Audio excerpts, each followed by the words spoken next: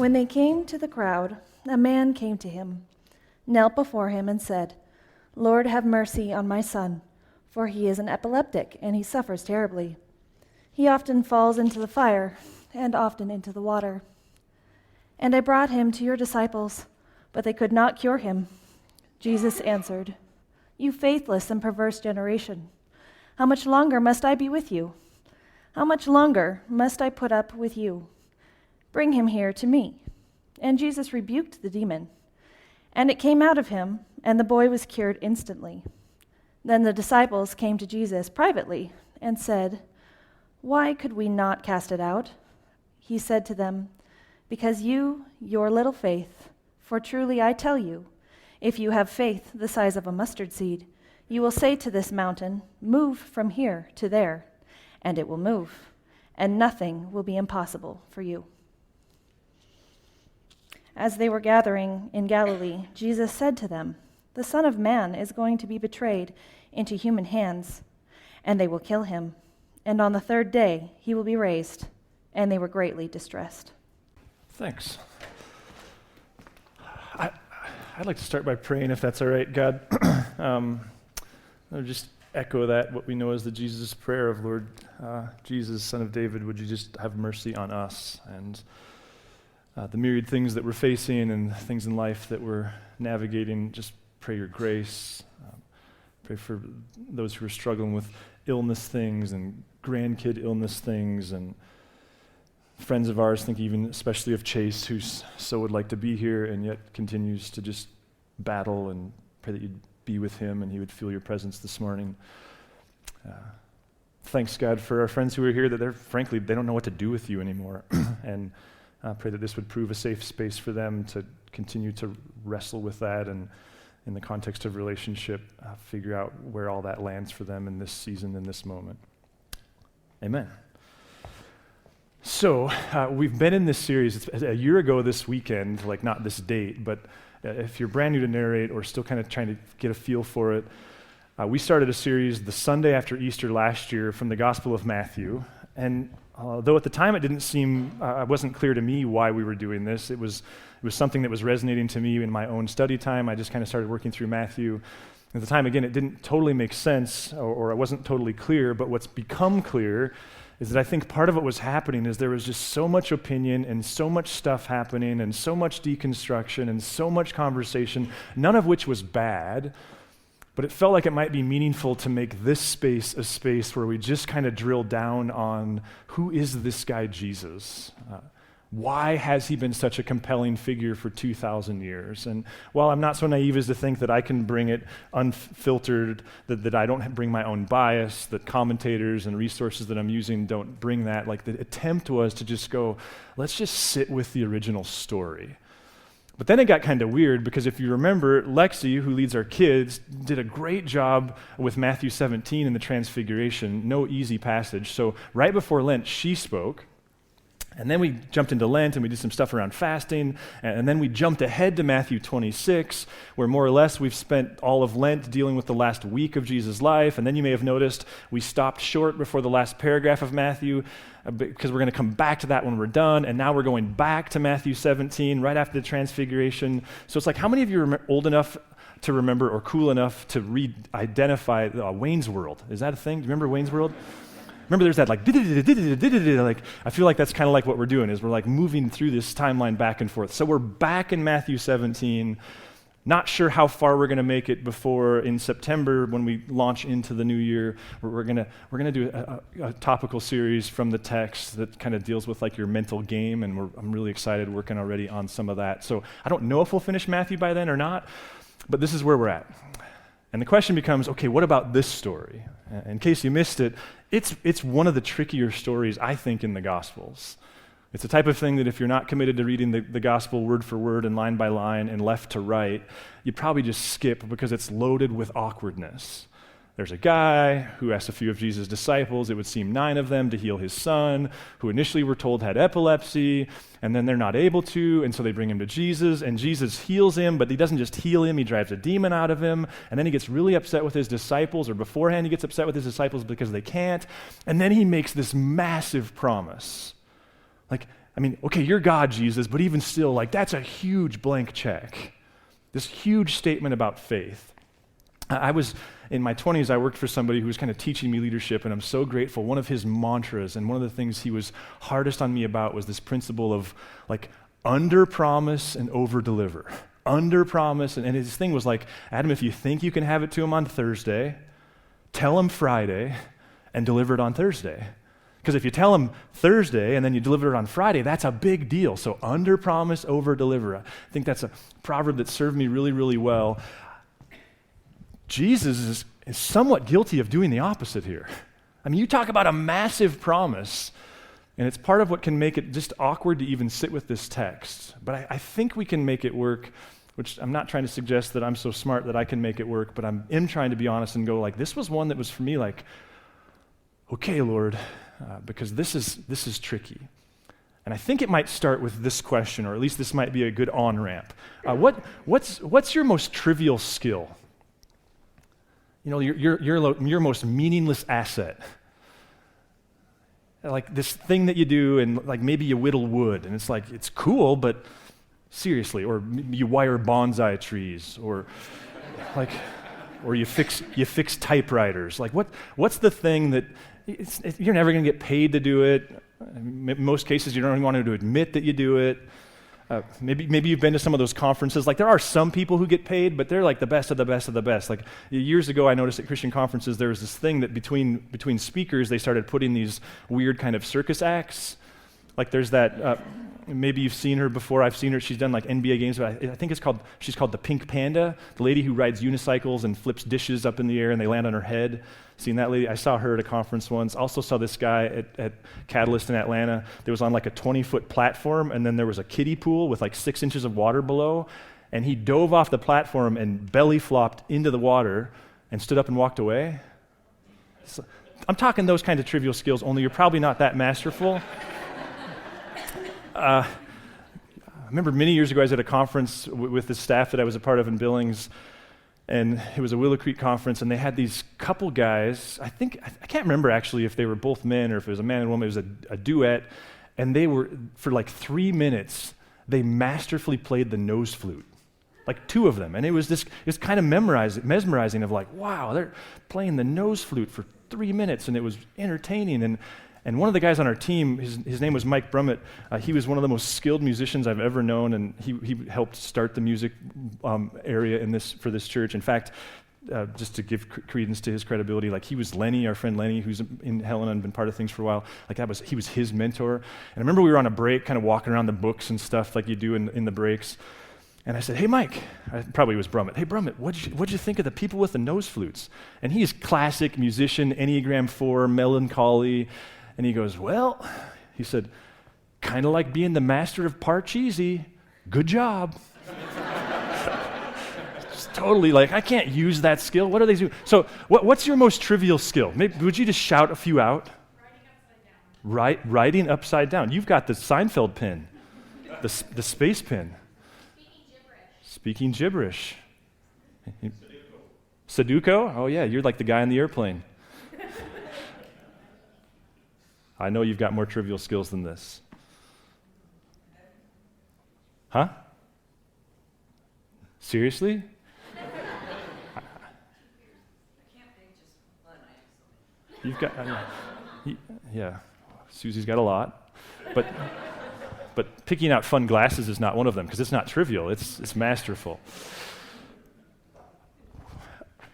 Like we know that like we need certain skills as a community, right? We know we need plumbers. We know we need educators. We know we need medical people. We know we need people to grow our food and sell us our food. We know we need all of these different skills. I wonder if part of what's going on in this story is not just to what extent do we need people who have and live out and grow in their faith, but to what extent do we need people who model that to those around them? Like, not so much that you need faith and you need to grow, but what if part of this conversation is it trivial to live in the midst of somebody who lives out their faith in front of you in ways that you get to benefit from? I was processing this with somebody recently, and they were reflecting on different things and different dynamics, and they were saying, but this person, they handled this with so much grace, I just don't know how they did that.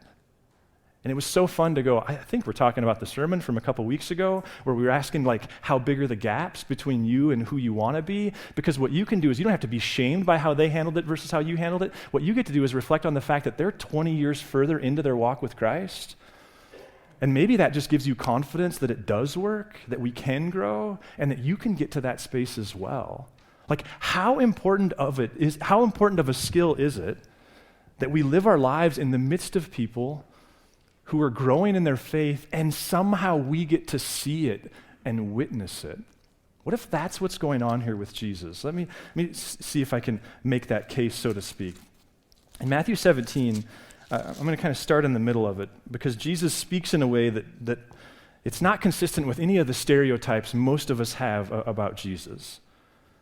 Jesus answered, "You faithless and perverse generation, how much longer must I be with you? How much longer must I put up with you? Bring him here to me." I mean, that's pretty direct. I mean, if a coach speaks to you that way, it's like, oh man, it's been a bad moment.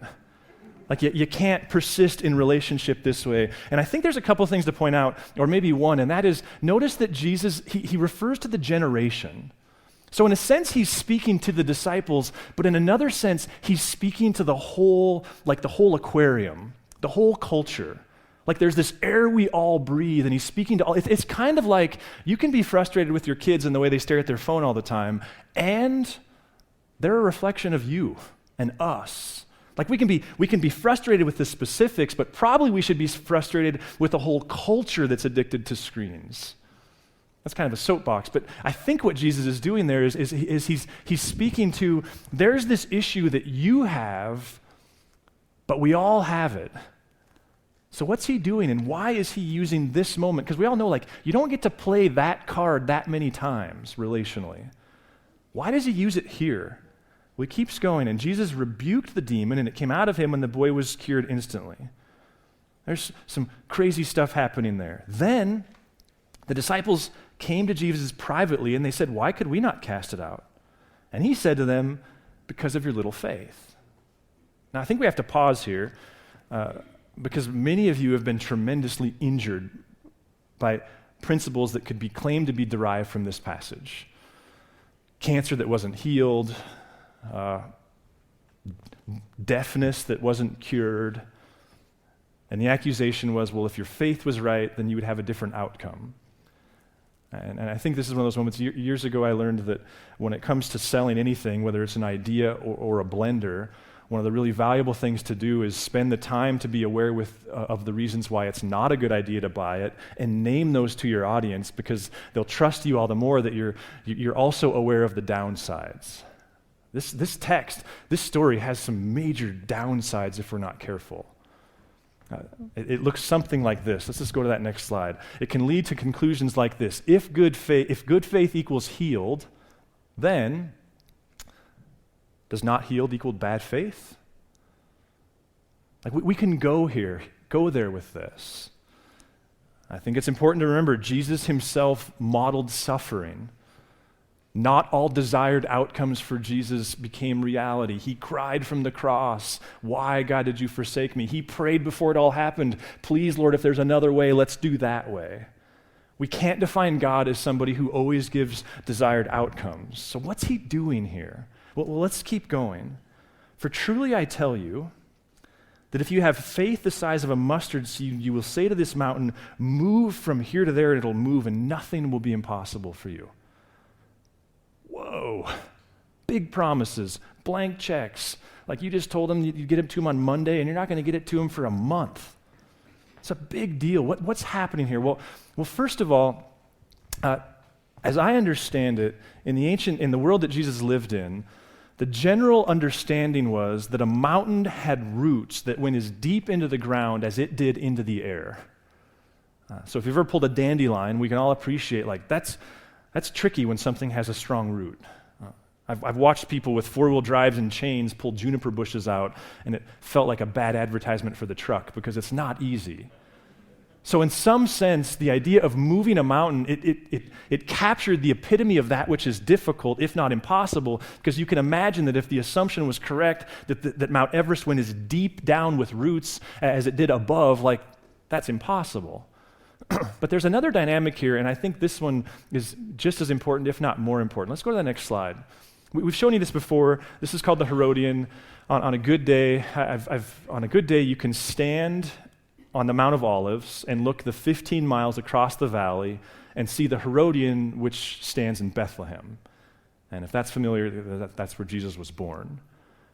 It's a mountain, but it's a palace. Herod had several palaces because he was paranoid, and he always had he was an Enneagram 6. He always had his exit route from Israel that would get him back to his native Edom. It was a series of palaces. Masada was one of them. This is one of them. But here's the crazy thing about this mountain. The mountain's not native to where it is. Like, he didn't just have the palace built, which you can Google it. It's fascinating. It's like inside of the volcano kind of a thing. It's a massive palace. But the mountain itself was built. So at some point, he moved a mountain to this location, or he didn't do anything, you know what I mean there. He had, like, we're talking Great Pyramid kind of stuff. And while it was moved, he had this massive, massive palace put inside of it. People would have known this. And part of the reason someone like Herod would have done this is because who wants to stand up to the guy who can move a mountain? They would have known that when Jesus referenced moving a mountain, he's talking about Herodian power. Remember, they're an oppressed people. Their land is occupied by a foreign regime. They have different opinions about what we do with this. I mean, in a sense, it's modern-day Ukraine is unfolding in their lifetime. Nobody can agree, like, what do we do about this dynamic? But one thing is clear, that guy's in charge. And Jesus talks about if you have faith, you can move a mountain? What's going on here? Well, question, how powerful is faith? And not just yours, how powerful is it on your life when someone else practices their faith in a way that you get to experience it, sometimes knowingly, sometimes not? You know, just a few narratives that I don't think I can scientifically prove this, but I think I can look at my own life and see it. When I was 17, I started hanging out with this family, and they had this neat relationship with Christ, and I was dating their daughter, and I was totally that guy, the unhealthy guy who swooped in on the daughter. And I totally didn't understand them at all. But in hindsight, every Sunday night we couldn't hang out there, and we hung out there a lot because on Sunday night they had their small group. And I was like, what do you do there? Do you, like, butcher chickens? Like, none of it made sense to me. In hindsight, part of their small group, years later I would learn that one of the couples in their small group were this couple, like Lance and Gail Fowler, just these remarkable, remarkable people. I didn't know at the time.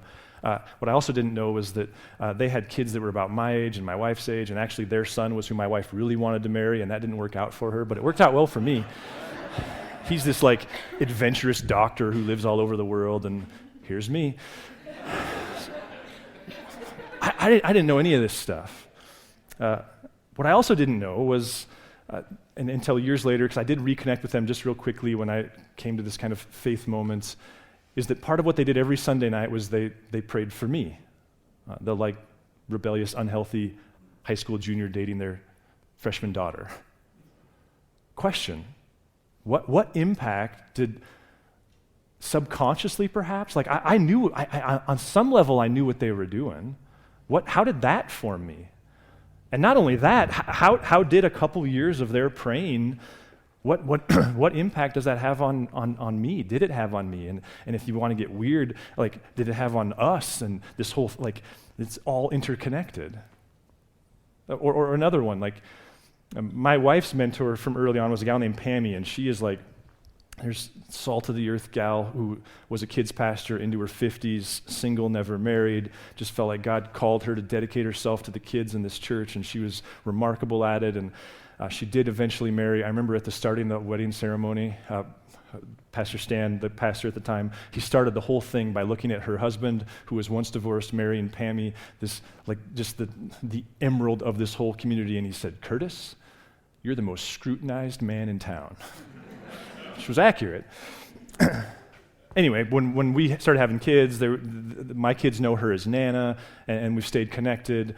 And this last Christmas, we were hanging out with them, and at one point, she's retired now, but she works part-time for I think it's the school district, and her job, this is this kind of classic Pammy, is she rides the bus that picks up kids who have all these physical or emotional challenges and make sure they get to school.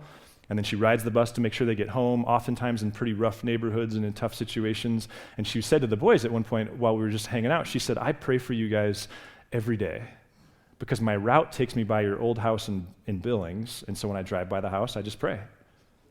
Question: What impact does that moment have on their faith experience? And yeah, we can go to that. What impact does it have on the whole thing? Like their whole life. I mean, the prayer itself. Or one more. I have a friend who seems to have just this remarkable marriage, and we were talking, it's been months ago, and he was talking about how amazing his wife was, and one of the things I love to do when someone's saying that, because I've experienced this myself and I've been down this road several times, is just go like, "Did you have any idea how amazing she was when you married her?" And he's like, "I mean, I knew she was amazing, but I had no idea how amazing."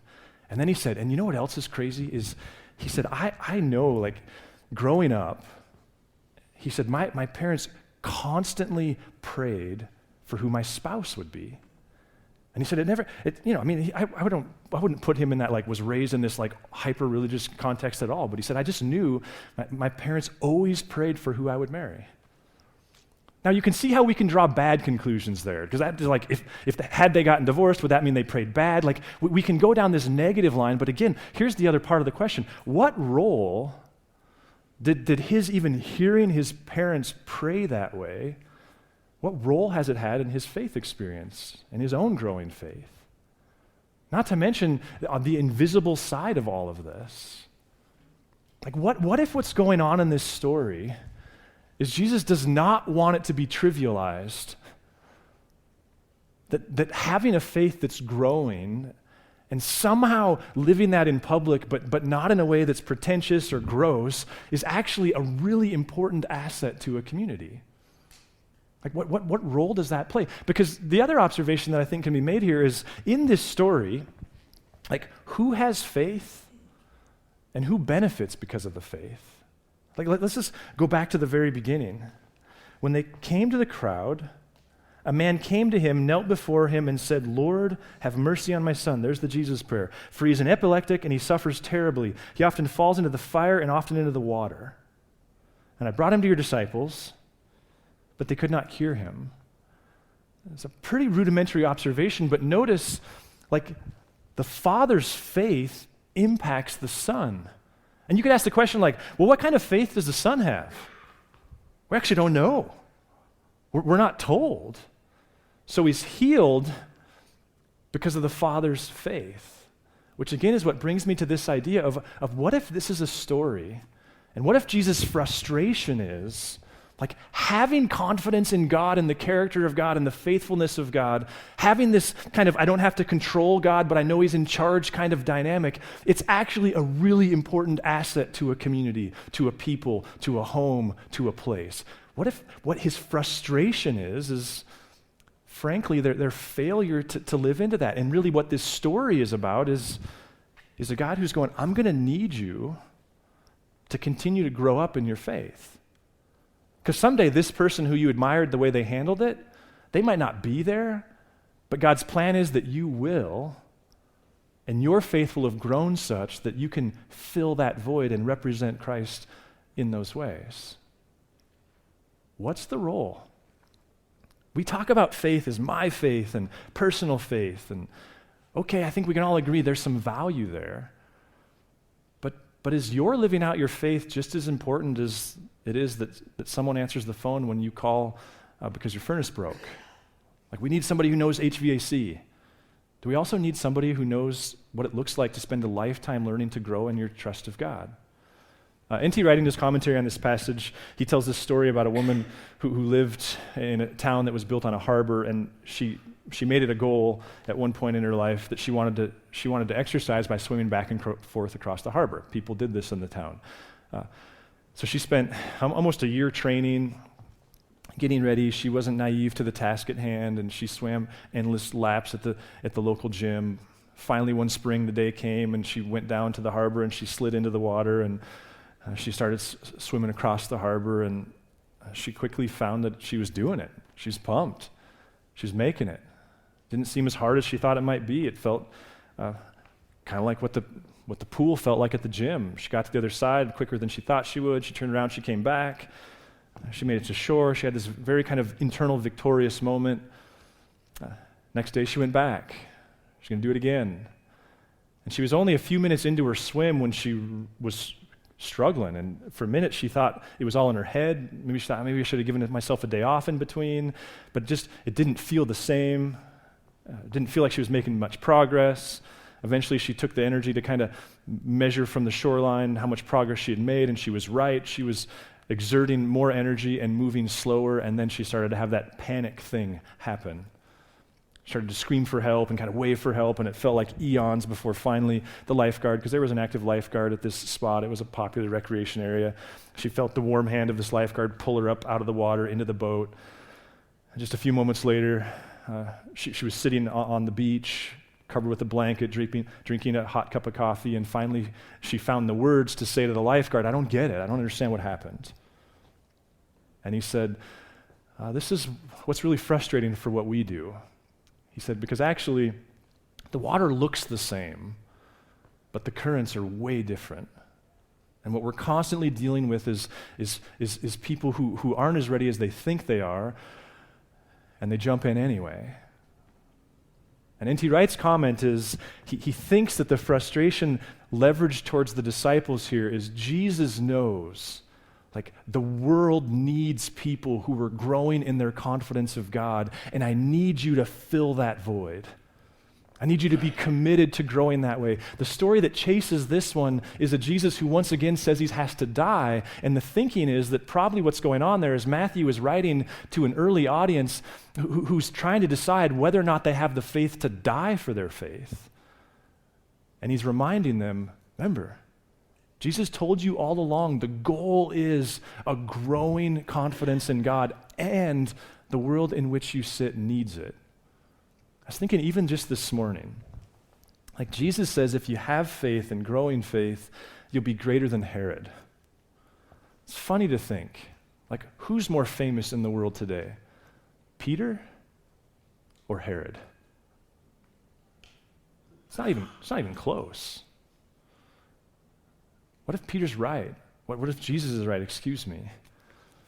That as much as we need your everyday vocational skill, the world rises and falls on the hard work of people who are committed to allowing God to stretch what it means to have confidence in God and to find ways to tastefully make that a known asset in the community. You know, as Avery and Anna and Teresa come back up here, we're going to give you a chance to take communion. But I think maybe the question is just simply, what's the crisis right now? Like, what's the challenge? What's the trial? It's highly unlikely there isn't one. And at the risk of trivializing the pain and the suffering, what does it look like to go, okay, so along with several other things that are also important pieces of information within that crisis and reasonable reasons to grieve and all these different emotional dynamics, what's the opportunity to allow God to use this particular moment to actually bring you out the other side as someone who has even more confidence in the steadfast character of God? What does it look like to be that kind of person within community, and how important of an asset is it? Is it a trivial one, or is it an important one? If you've not taken communion with us, we're going to have elements here, and we'll kind of loop through the room, and you'll pick up on it pretty quick because Mark's going first. So all you got to do is Mark gets it right, and everybody else is golden. I just invite you to use this time to reflect on a Jesus who died for you, but it's not intended to be a static moment. It's not a yes or a no, a black or a white, a good or a bad. It's a Christ who's trying to rescue you, yes, and lead you into an ever deeper understanding of his love for you and the confidence you can have in his character, which is epitomized by his willingness to suffer and die for us. Thanks for listening. If you'd like to learn more about Narrate Church, find us online at narratechurch.org or look us up on Facebook or Instagram.